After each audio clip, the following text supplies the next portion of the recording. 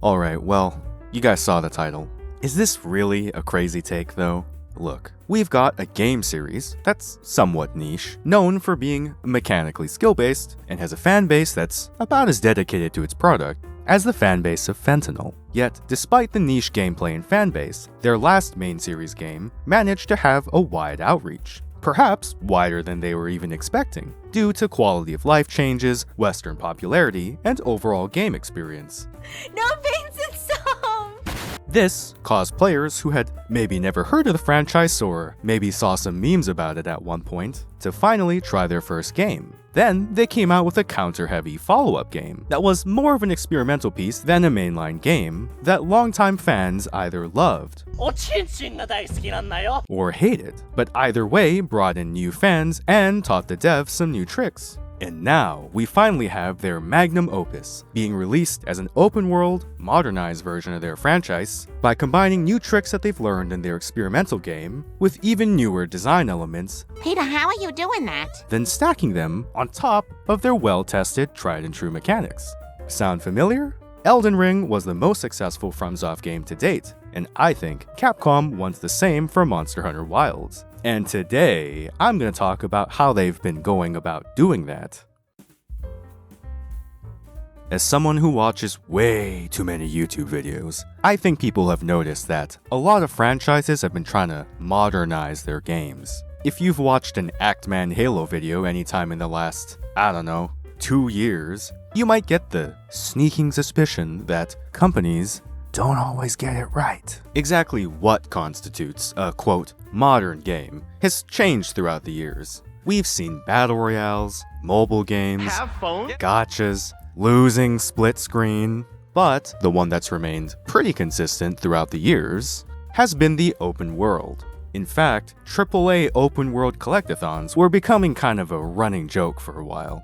Luckily for us, the open world mechanic isn't an eschaton judgment for all games it touches, and it usually comes down to how well a studio can scale their mechanics to a larger world. On one hand, turning your close quarters crowd fighter game into an open world adventure, maybe not a great idea. Or, in the words of Jim Sterling, that's horse shit. But, on the other hand, a game like Elden Ring doesn't really fall into this trap. Turns out, transforming your Souls-like game about exploring a world and killing bosses into an open-world game with more exploring and more bosses is exactly what fans wanted.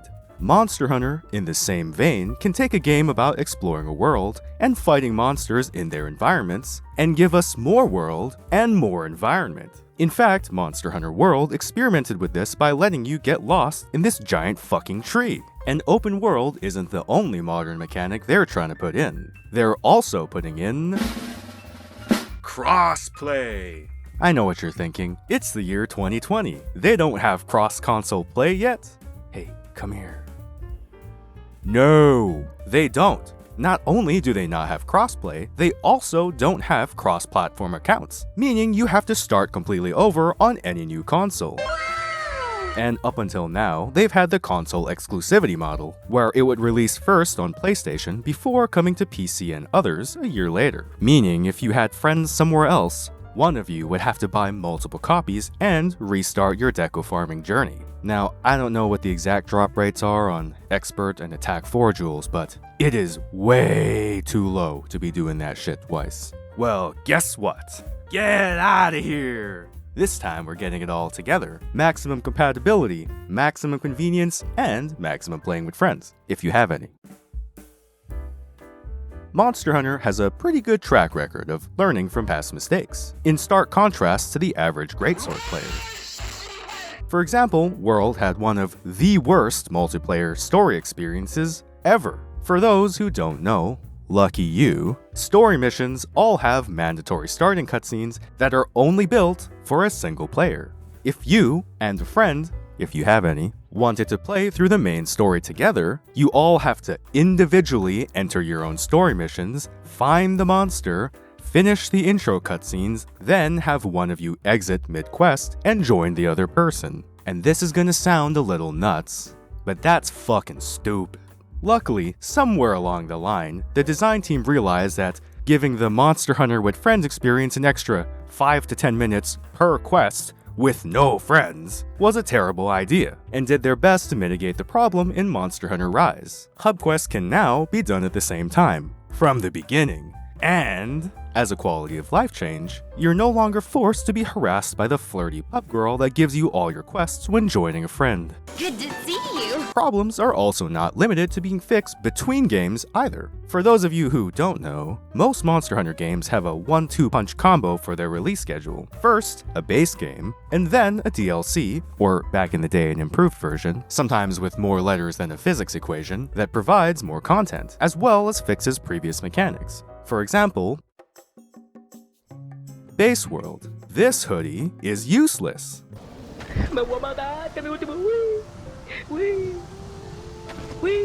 Iceborne.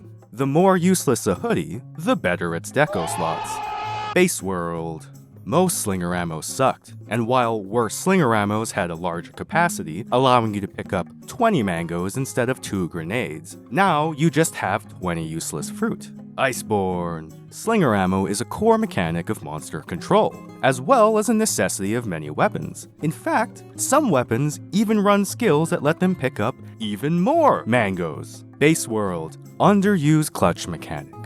Iceborne. Absolutely integral clutch mechanic. Actually, maybe too much clutch mechanic. Base Rise. Hunting Horn doesn't get a counter. Sunbreak. Hunting Horn doesn't get a counter.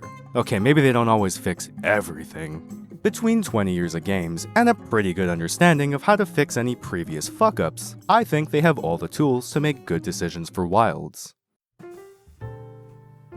Sometime in late 2023, Monster Hunter had the stunning realization that the most marketable factor of their games is that they're really good. Crazy, right? And so, they started the most brilliant marketing campaign of all time called, Hey, Play Our Game. This was a brilliant 2-stage plan to get new players into Monster Hunter and older players hyped again. It went a little like this. Step 1. Put game on sale. Step 2. Tell players to play it. Wait, is that it? Wait, it fucking worked? Now, I can't give Capcom full credit for this one because while the campaign began in December 2023, players naturally started to pick up at the end of October. So it's hard to say if this was in the plan all along, or if Capcom noticed that players were starting to play World again on their own and decided to just go with the flow. Or roll with the attacks, you could say. Or glide with the current.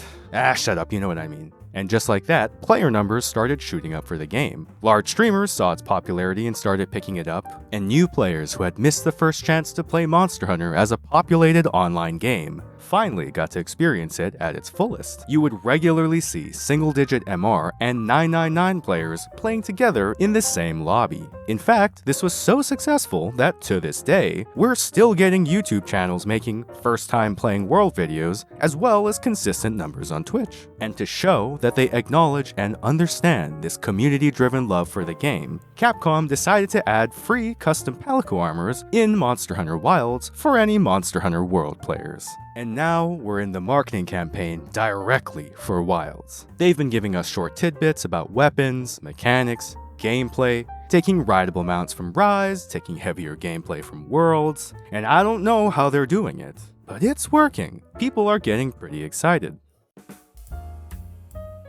If you folks spent any amount of time on the internet earlier this year, you'll probably remember a certain speedrunning scandal. If we slightly peek under our blindfolds and type in Alatrian blindfold run into the YouTube search bar, we can see all the fallout. What the hell happened here? But, as stupid and drama-ridden as this whole debacle was, in my humble opinion, it was only good news for the Monster Hunter marketing team. They say there's no such thing as bad publicity. And while I think the many allegation scandals of 2024 would beg to disagree, I think blindfold speedrunning scandals would definitely count as good PR. Over the course of 2 months, all eyes of the internet were indirectly marveling over this wonderful game. Longtime veterans, new players, players who had vaguely heard of the game, and people who had never felt the touch of a handler before, all had their eyes fixated on this one internet drama shenanigan. Man, at this rate, folks like Punk Duck and these guys aren't going to be able to make the "what do you do in Monster Hunter" joke anymore. Truly, the times are changing, And all this, completely by chance, has helped take a game that was never really the popular kid in school and let it hit the sickest guitar riff in their high school talent show. And now, all we can do is wait. Will it be good? Only time will tell. But we live in a time where Monster Hunter is as mainstream as it's ever been, and has the chance to make not just its Elden Ring, but a magnum opus of its own. So whether you're a new player getting ready for your first game, or a First Fleet hunter saying, "Ah shit, here we go again," buckle up, grab your weapon, and let's go hunt some monsters. Thanks for watching. This video is a little bit different than my usual content, but it's probably not going to be the last one I do. If you like children's card games, you can check out some other videos, and if not, you can subscribe and wait for more of these.